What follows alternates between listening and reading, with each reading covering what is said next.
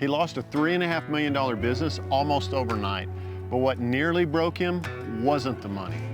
I'm Jim Reynolds. I've spent 2 decades building businesses while raising a family, and I've learned that success in one doesn't necessarily mean success in another.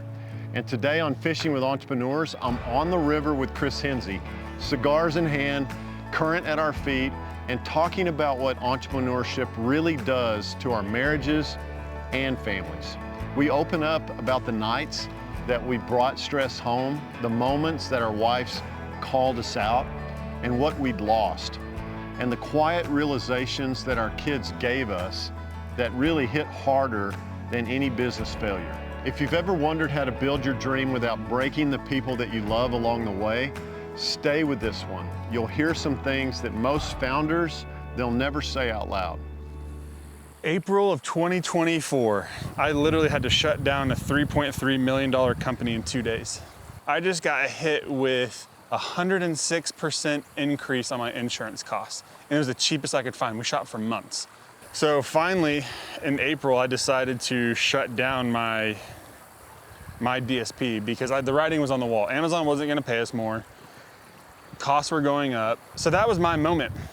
Yeah. And it was actually really tough because I decided on April 2nd to shut it down. It was shut down on April 4th.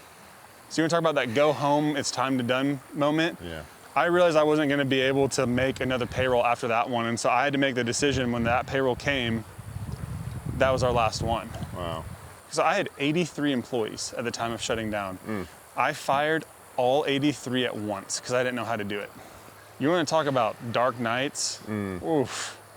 And talking about beating yourself up and what you could have done better. You as an entrepreneur, and we've talked about competitiveness a lot. I am very, very competitive. $3.3 million a year from one client here. What could I have done to make this better? Yeah, to make this work. Yeah. It takes a while to forgive yourself, really think through what could have happened. How did you cope with that stress, with that anguish that you were going through during that? Honestly, one of the best things that around that time was talking to people like James, talking to people, mentors, people speaking truth over me, because I still felt like a failure no matter what. And it took just people around me saying hey, sometimes even if you have a perfect business, sometimes they fail. And that's just reality. And so that one just took time. James got the first. Fish in the boat. That's a little bass. That little baby bass. Hey, James, you did Babies it. count. Babies count. Let's hope we don't need to count that as the biggest bass for the day. That would be, oh, Need a little kiss? oh, I got a kiss. Dude. Oh, did you see that? Yeah, I heard it. Did he just jump on it right away? Yep. All right, it's on, guys. Thinking about stress, unhealthy ways you've coped. I mean, where do you want me to start? Wherever you want to.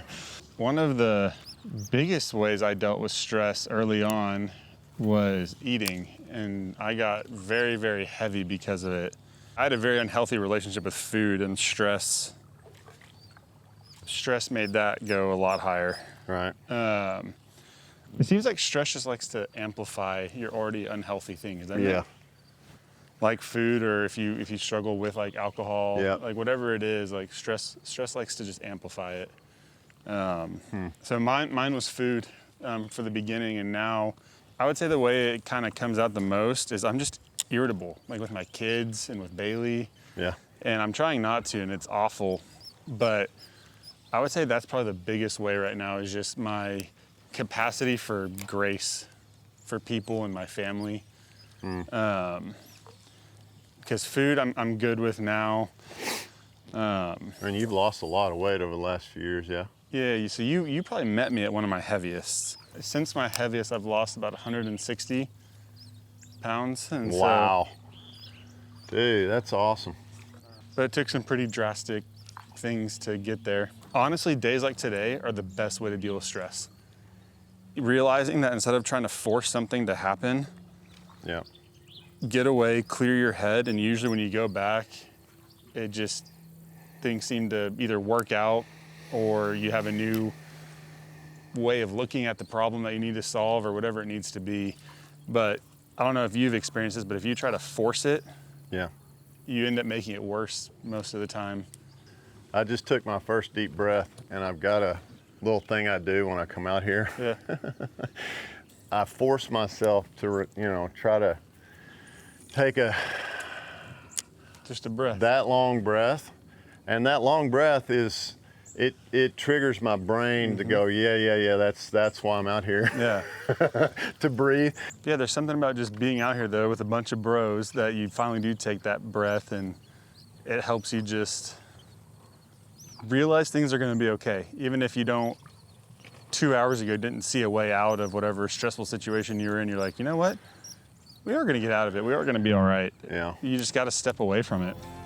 A little better, baby. A little bigger, baby. All right, James is taking a little lead here, Jim. Oh my goodness. James is like, put a mic on me, man. James needs a head start, because once we start cranking Jim, he's in trouble. It's true. You can put him up close, he looks huge. Hey, show Chris. That's what JD does to me. He's like, That's what a fish looks like. yeah. Want to touch it? This is what fish looks like.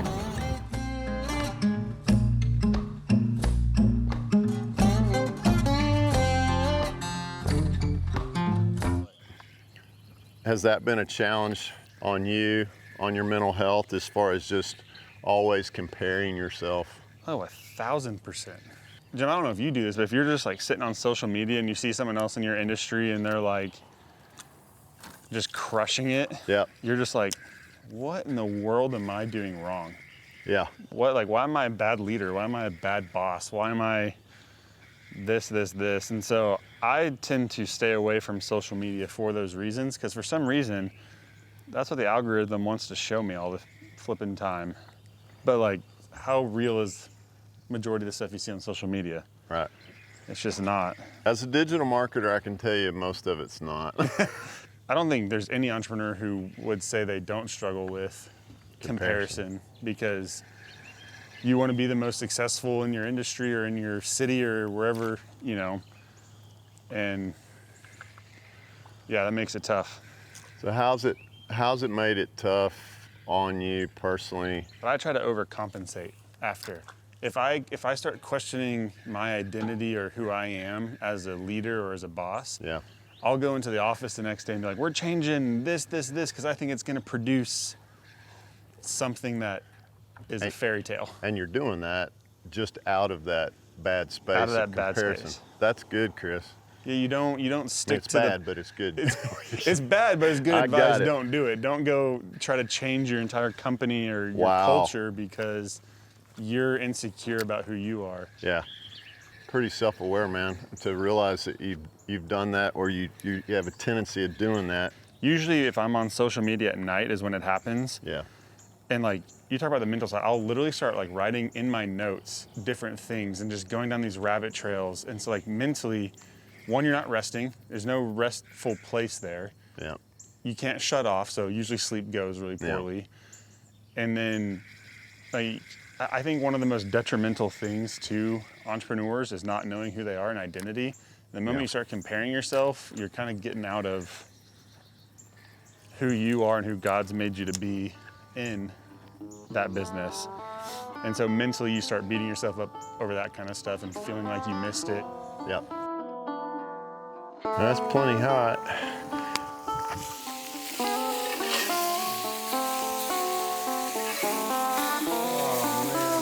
I mean, I want the bite of fat there, but the rest of it should taste good. A bit too hot, the whole. That's great. Oh, it's so good.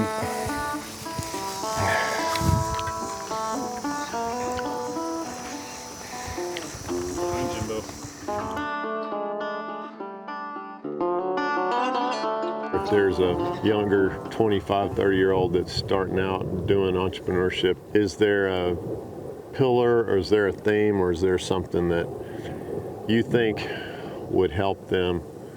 You know, a couple years ago, I probably would have said my advice is like, don't give up. Who is it? Alex Hormozy says business and entrepreneurship isn't about who's the most successful, it's who survives the longest. Mm-hmm. And so I'd always have this ideology of like, just don't give up, even in the hard, mentally drained, exhausted, don't give up. see a counselor, keep pushing forward.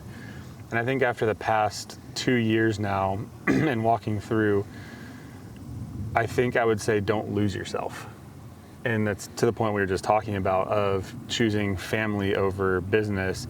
I think choose yourself over the business. Choose, like, Go get a 9 to 5 if you need to. Go get a 9 to 5 if you need to, but like do this. Like if you're an entrepreneur and you feel like you're struggling, take a day, come out here and just sit in a river. And do something that you actually enjoy. Do something that makes you who you are, because it was the most eye-opening thing to me. I was so stressed from the past couple of years. Bailey actually got to the point she told me, she goes, you know, the Christopher I married was joyful, always like the biggest goofball, was always this, soft-hearted, believed the best in people. And I feel like over the past couple of years, I've lost a lot of that. I don't believe the best in people anymore. I feel like everyone's out to screw me over. Yeah.